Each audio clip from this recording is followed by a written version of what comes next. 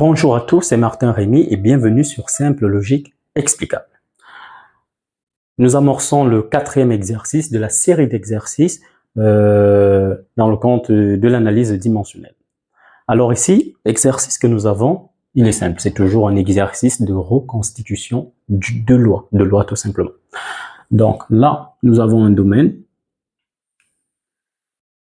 dans lequel on va dire baigne un fluide de densité volumique ρ. Donc ρ, c'est densité volumique.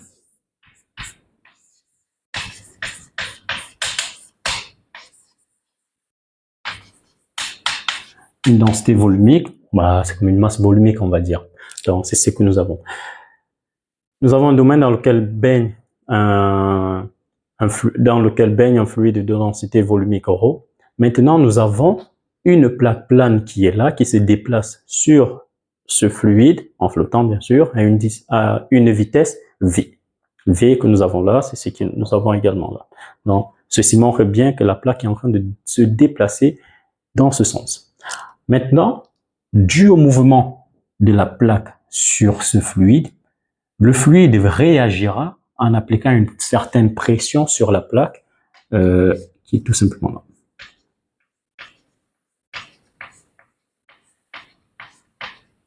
Il y aura également certains effets visqueux, bref, on verra, c'est pas le but, ça c'est relatif à la mécanique des fluides.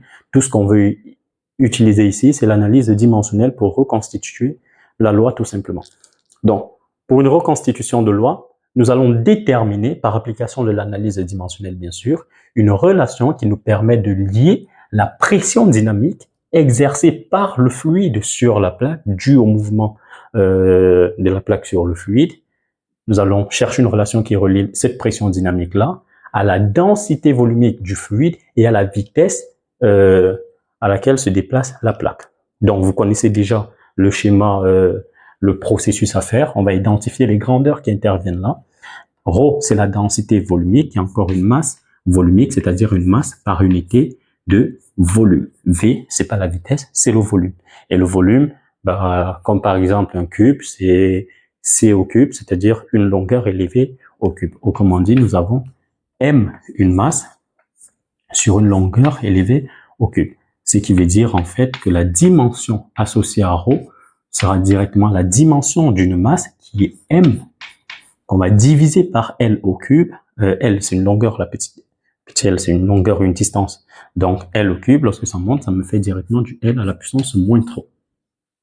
Clair. Donc nous avons ρ. V, c'est une vitesse, on l'a déjà vu tout à l'heure. V, c'est une vitesse. Donc c'est une distance sur le temps. Ça veut dire que la dimension associée à ma vitesse sera tout simplement du L et moins 1. La troisième grandeur qui intervient ici est celle de pression dynamique. On va laisser le terme dynamique et on va utiliser pression. Une pression, c'est une force par unité de surface. Donc pression, c'est une force par unité de surface. Une force, qu'est-ce que c'est? Une force, c'est une masse multipliée par une accélération, et une surface que nous avons, c'est comme la surface d'un carré, côté fois côté, ou d'un rectangle longueur fois largeur. On voit que de toute façon, c'est une longueur fois une longueur, c'est-à-dire on peut dire une longueur au carré. Donc ici, ce qui veut dire en termes de dimension associée à ma pression dynamique sera tout simplement la dimension d'une force que je mets d'abord. M, c'est quoi? C'est la masse. A, c'est l'accélération qui s'exprime en mètres par seconde carré. M, S moins 2. Mètre, c'est une longueur. Seconde, c'est un temps. Puissance moins 2. Donc ça, c'est déjà la pression que j'ai là. Bon, la force que j'ai là. Maintenant, il me reste à diviser cela par L. Autrement dit, je vais multiplier ceci par L au carré. Quand il monte, ça devient moins 2. Donc, au final, je me retrouve avec M qui est inchangé, L à la puissance moins 1 et T à la puissance moins 2. J'ai déjà déterminé les relations des différentes quantités que j'utiliserai. Alors, on m'a dit simplement que P sera une fonction de ρ et V.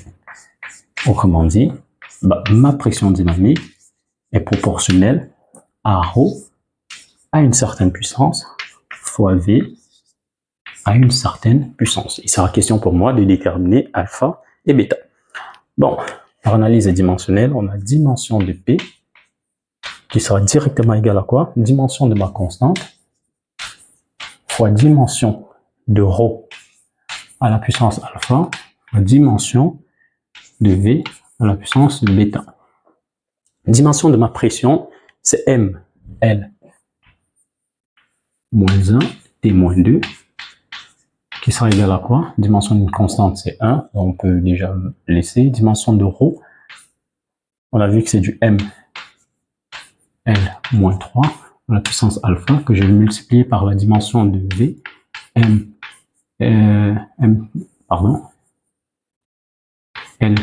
T moins 1 à la puissance bêta. Donc ici, je me retrouve avec quoi? J'ai du M à la puissance alpha, ça n'intervient pas ici. J'ai du L à la puissance moins 3 alpha plus bêta. Et j'ai du T à la puissance moins bêta. Et ça, c'est M, L moins 1 et moins 2. Alors, par identification, qu'est-ce que nous avons? Par identification, nous avons tout simplement M, la puissance associée à alpha, alpha qui est simplement égal à 1, moins 1, la puissance associée à L, donc j'ai moins 3 alpha, plus bêta, qui est égal à quoi? À moins 1. Et ici, à 2, ça me fait moins bêta, égale moins 2. Donc ici, pas besoin de résoudre, on a alpha égale à 1, et on a bêta égale à 2. Bon, est-ce que ça vérifie ceci? Moins 3 alpha, ça fait moins 3, plus bêta plus 2, ça fait moins 1, donc c'est correct. Je vais donc remplacer dans ma loi, ceci veut dire que P est égal à un K, que va multiplier ρ à la puissance alpha, c'est-à-dire 1, c'est-à-dire ρ, fois V à la puissance bêta, c'est-à-dire 2. Donc, j'ai ma loi finale. Ma pression dynamique sera tout simplement proportionnelle à ρ V au carré. Donc, c'est exactement la procédure de reconstitution d'une loi lorsqu'on connaît les grandeurs de dépendance. C'était Martin Rémy, vous étiez sur Simple Logique Explicable. Au revoir.